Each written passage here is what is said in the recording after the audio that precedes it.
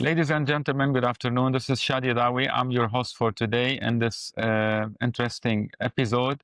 I have with me here a leader from the UAE, His Excellency Maher Al Kaabi, advisor to Group Chairman and independent board member, Alserkal Group, also UAE Circular Economy Council member. It's a great pleasure to have His Excellency with me.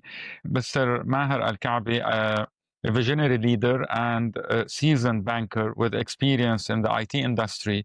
His Excellency Al Kaabi will discuss the concept of the digital triad, how AI, circular economy, and capital markets are interconnected in the UAE's vision. Welcome, Your Excellency. Jazakallah khair. Thank you very much for having me and hosting me.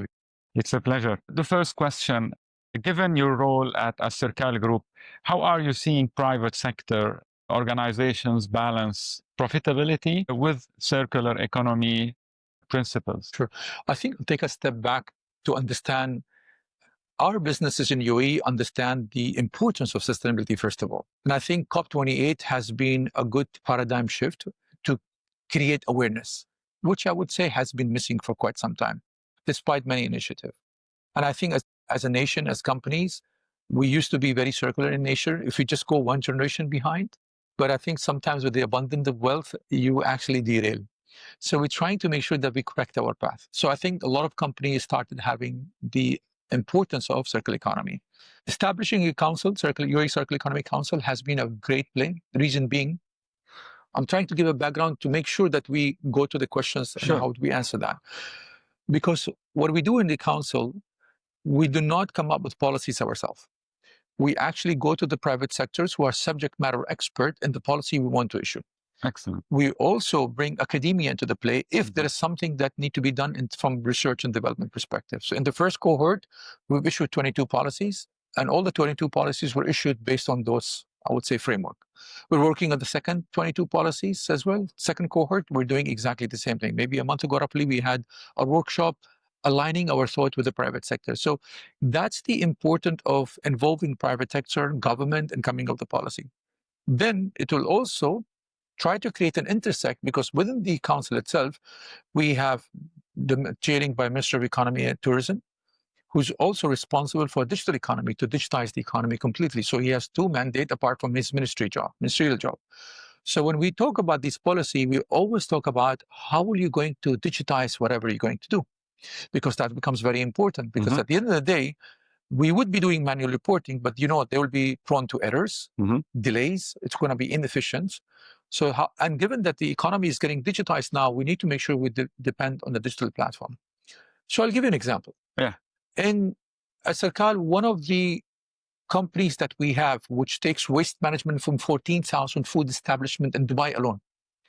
That's Imagine if we do that manually today, what would be the way we would report to the government? And this is a partnership between us and Dubai municipality. And this plant has been there since 2009. And there was a kind of a promise to the ministry, like, no, we're working on to digitize and create a platform. So we built a platform. Now all the 14,000 food establishments are connected. So whatever waste they generate on daily basis, it's on the platform transparently at the same time. So it's not like there is a delay of a week. No, it's just on the same day. So what will that enable you in the future? You'll be able to do predictive modeling, which is your AI machine learning models. Why would we want to do a model? Because we want to see what are the cyclical effect of this waste, when will generate, because we're a nation where a lot of tourists comes. So when tourists comes, that means there are more foods getting prepared. That means more waste getting generated. So we would like 100%. To address this waste so we can reduce the impact of greenhouse gas emission in terms of CO2 and even methane, which is even more deadlier. Yeah. So this is how I think family businesses slowly are trying to put their framework, first of all, from sustainability. And they're now introducing technology to make sure that this framework are supported. The technology becomes like a platform, a layer to build upon that. Interesting. Thank you very much. Yes. Dubai has had an AI minister since 2017. Long before most even knew what AI is, before probably this big hype which you have been witnessing. How did you make sure that everyone in government was on board and understood the importance? First, let's break the myth on AI. AI has been there since 1648, and I'm doing my doctorate in AI itself. We used to work on machine learning model back in 1999, early 2000, in my previous career at Citibank in global levels. When someone comes with AI minister at 2017, when AI is not yet permeated or known globally, that tells you there's a foresight. But AI was not the starting point for us. The starting point for UAE and Dubai particularly was in 1995, when His Highness came to a hotel nearby, Jumeirah Hotel, and he brought his N-1, N-2, N-3. And he said, look, we're going to be converting our government to e-government. So our government will offer e-services, 1995. And the journey is for 5 years. But the journey is going to be a bit tough because you're talking about the cultural change now from people manual to automated. People will have a fear they might be losing their jobs. So, but his message was very clear. He said, look, whoever is with us, we will see a success of that in 5 years and we will welcome you on board. But if you cannot, we thank you for your service. Please resign. That was the direct message. So the seed of what we see in AI has started in 1995. Now fast forward. So that's why did I mention this? That tells you there is enough experience has been built up in addressing culture, in reskilling your people on the e-government part of it. So that's whatever now you add on as a new layers, whether it's AI, digital twin, and blockchains and all this thing, you're actually now building on what you have built in 1935. That's the reason I mentioned that story. Yeah. So when AI came in, the appointment of the minister itself was the building block of making sure we're making everybody and all the ministries connected to understand that this is something an important role, and that's why we have a ministry. The second thing we have done, we put that strategy UAE-wide. So that means now there is a clarity of vision of what we want to achieve and what will AI deliver. The third thing, we have reskilled over 500 government officials because cultural change happen when people start understanding the technology and appreciate what technology can offer. Fourth, we made sure government actually take the lead in adopting the technology into government services. So UAE has been always the lead of adopting anything new, whether it's technology or whether it's a sustainability. And that gave more power and confident people start using it. So now you're indirectly motivating, inspiring the private sector to follow the suit of the government. Fifth, and not the last but not the least, you made sure whatever you have quick wins are happening, you're celebrating those wins because people want to see the wins. Is it really working, not working? And that was an important part. And this is how you permeated it. Perfectly described. That's why also there was also a decision to appoint 12 or 16 in AI for all government. Because apart from having a minister, now you need to have champions who can talk to the minister and take the permeated knowledge to the respective... For all sectors. For all sectors, correct. Your Excellency, what's your vision for the intersection of innovation, business, and environmental responsibility in the UAE? Very much connected. I always say there are few trends are shaping the world today, and I echo this all the time. One is governments are trying to digitize their economies. When we say digitize, anything to the use of AI, digital twin, IoT, the sensors that we have. In the future, near future, quantum computing as well, and many other things. The second important trend, which is going on also globally, and countries are behind that, is how do we move from linear economy to circular economy? Meaning, how do we start using more renewable energy by creating more of that thing? How do we make sure our cities are smart, but also sustainable in terms of the greenhouse emission happening over there? Work on the biodiversity, on plantation. And the first trend, which is digital, will actually play a strong role in supporting and development and improvement of the circular economy. So now you see, I'll give you a very example which has been very difficult to consume. When we talk about nuclear fusion, 1 or 2 years ago, if you talked about nuclear fusion, you would say it's impossible to happen. The scientists are working behind it. But because technology of AI being there, you're able to do scenario analysis very quickly because machines is helping us with that. And now we have a model ready for nuclear fusion. There's a company called Helium in the US, a startup company. They're building a 500 megawatt plant for Microsoft data centers, and they'll be ready by end of 2027 or beginning of 2028. So technology becomes a cornerstone of developing that. The third piece to that thing, That's mean you require funding, investment going behind both technology. But when you now have the confidence of technology being around you, you'll see how much of money getting poured. I just came up from an AI keynote in Austria last week. And my keynote was about AI and the capital market and how people are investing billions of dollars and in the near future, probably trillions of dollars behind the technology of AI and the surrounding ecosystem of AI, like the data centers and many other technology which will support of that thing.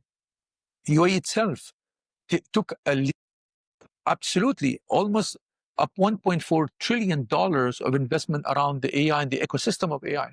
Those are a huge amount when you know that GDP of UAE is about $570 billion only. So you're spending more than 3 times over your GDP in a technology which we know there's going to be a lot of valuation for that. Amazing. What do you believe has been the single most important move on the UAE's path to AI leadership?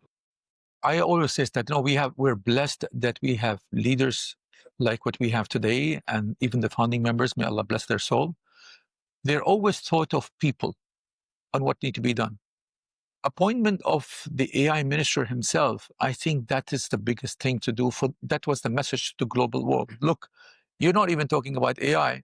We are 5 years before time appointed the minister because we knew the value. And when you say I appointed the minister today, that's mean the thought process has started even before that. I was about to tell you when you were talking about this. Yeah. Definitely. So that's mean you already knew that this is coming up. That's why 8 years ago we came up with vision. Yes. So there are 3 key things makes you very successful. You need to have clarity of vision, and clarity is very important along with the vision. You need to make sure that you have a strong execution power, which UAE is very good in, by the way. Yeah. In corporate world, we call it when rubber meets the road. The third, which is also very paramount, and UAE has been building on it since the founder of the countries, is how do we have aligned teams who can also work with the same vision and same execution power? Because it's not only one person, it's the team which makes it happen, because you want to make sure that you last for a very long time. And the team will also bring more team and so forth and so forth. Thank you. How can technology accelerate the UAE's transition from linear to a circular economy, which you mentioned before? Let's take examples. I think with examples, it will be easier to comprehend. Yeah.